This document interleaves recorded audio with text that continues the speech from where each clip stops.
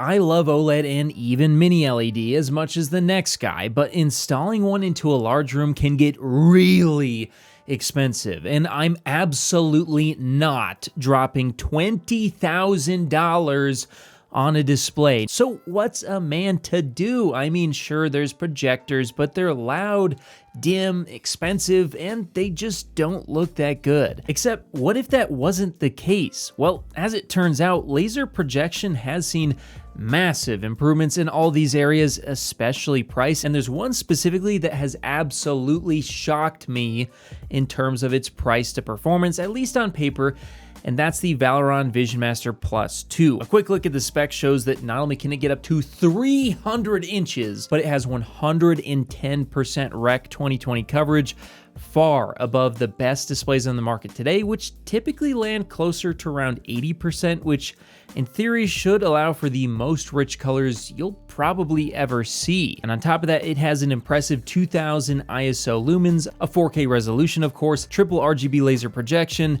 a very impressive 10,000 to 1 contrast apparently, which would put it, at least in theory, as far better than a traditional LCD and a little bit closer to mini LED, although I'll have to test to see if that's actually the case. And then Dolby Vision and HDR 10 Plus support as well. Really great to see. But again, the most impressive part has got to be the price. Now, apparently it's $24.99 on release. It's not quite available yet, but even more impressively, apparently you can get it for $14.99 right now, which would make it way cheaper than not only other projectors that I've seen similar to this, but on top of that, it's way cheaper than a $20,000 mini LED or OLED display if you're looking for something large. On paper, this looks like a really great alternative to spending those big bucks, but of course, we'll only know for sure if I actually test it myself. And thankfully, Valerion did actually reach out and agreed to send me one and a 120-inch screen for this review, so let's do just that. And starting off with the unboxing, I gotta say, this is a special experience, and I love when unboxings are this fun. It looks great, it feels premium, and when you actually take it out of the box, you can tell this is a very premium device. The build quality is absolutely amazing, and it actually looks really good. It's got glass on the front, it's got this really interesting heatsink design with metal that just looks incredible, and it feels great and sturdy and weighty as well, making it, in my opinion, probably the most premium projector I've put my hands on. Now, in terms of the setup, it is very easy. It does allow you to, of course, like any other projector out there, to focus and unfocus and change the keystones to try and make it match your screen perfectly. And once I got it set up, well, I dove straight into testing the color, and I loaded up some BT 2020 content, and it was really incredible. Now, it didn't get super bright. Of course, mini LED and OLED are gonna be brighter than a projector, but those colors were incredibly rich in a way that I don't think I've ever seen before, and it's something that even QD OLED just can't quite keep up with, as that one, again, does fall short of the 100% plus Rec 2020 coverage this projector can put out. And it's very obvious that it has incredible colors, and it measures that way as well. I was able to get close to 100% in my measurements, which, yeah, it's not quite exactly what they're saying,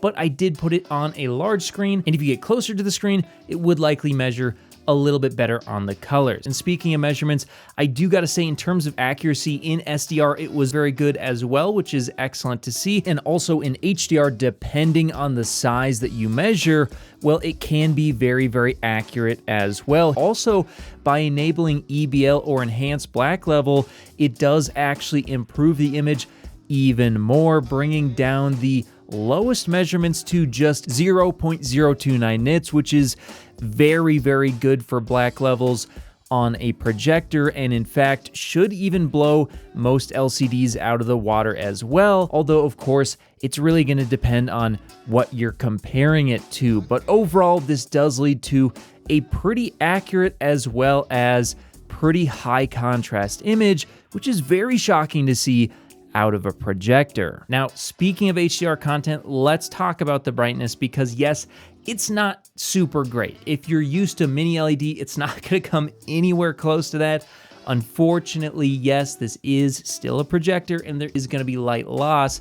Not to mention, you do really need to use this in a dark room. So if you want a large screen in a bright room, this just straight up won't work for you. But in a dark room, it can look fairly bright in certain highlights still, and it's not going to be bothersome that it's dimmer than something like an OLED because you are going to be in a very dark room. Now, in terms of the contrast, it was pretty good overall. Now, obviously the blacks are not going to be pure black like you see on an OLED or even like what you see on a mini LED, but I will give them credit. It is a huge step up in terms of contrast versus other projectors that I've seen in the past. Also, it does a great job of eliminating judder as it gives you a ton of options to have a filmic judder reduction or even push it to the max if you're okay with a little bit of soap opera to completely eliminate judder, allowing for a very smooth watching experience. And in terms of the latency, you might be asking, can you use this for gaming? And the answer is yes. Now, it's not going to be as good or responsive likely as most mini LED displays, and definitely not as responsive or clean in motion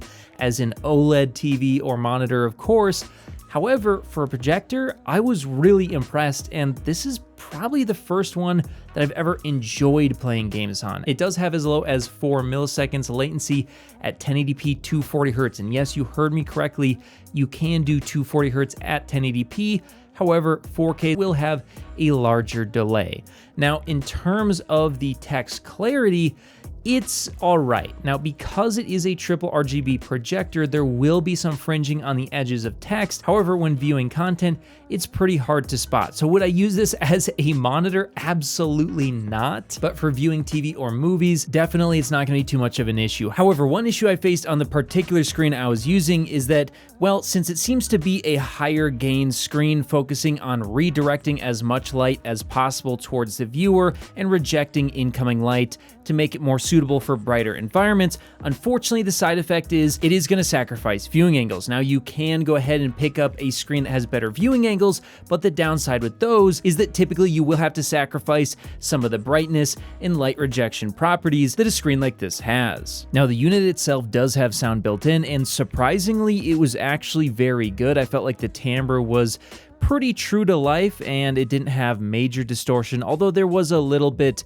and it wasn't quite giving as much oomph as you would get out of connecting it to a high-end setup. However, what was even more impressive in terms of sound was how virtually silent it sounded to me when I had the unit on. In the past, I felt like projectors have been very loud. This one was not that at all. I could barely tell it was even in the room. And the menu and firmware was also excellent. However, do be aware, there is a little bit of some flicker from time to time in certain scenes. I couldn't nail down if it was a setting I had engaged. It was very rare, but it did happen in certain scenes for some reason. This is technically an engineering sample, so hopefully it can be fixed in the final firmware before people get it in their hands, but it is something that I did see. So, what do I think about this thing? Well, it is really excellent value for what you're getting. I mean, you're getting much brighter, much crisper, and much higher contrast in the image being produced here than anything else I've seen in the past when it comes to projectors, in my experience at least. And it's also coming in at a far more reasonable price than many other projectors I was considering purchasing, making this, in my opinion, probably one of the best projectors you can buy in the market right now, assuming they fix those problems. And yes, the HDR picture, while flawed, is overall a huge step up over anything I've seen in the past and an excellent alternative to spending $20,000 on a display, which, yes, to be fair, mini LED and OLED will absolutely give a higher contrast and better image overall, but smaller and way more expensive. So much so that, in my opinion, this is a far better option for those very large sizes. Whether you're looking to connect a new console, gaming PC, or just need a fast and reliable HDMI cable to connect over long distances, Rupro has you covered with their certified 8K HDMI 2.1 fiber optic cable, available in sizes of up to 50 feet and can deliver a perfect full 48 gigabits per second connection over distances other cables could only dream of reaching. And with 48 gigabits per second of bandwidth, it can easily drive 8K 60 FPS or 4K 144 FPS 10-bit HDR video through its ultra-thin, flexible, and durable housing, and it even supports ER. So if you're in the market for a cable that can drive a beautiful new TV or monitor, be sure to check out Rupro on Amazon today.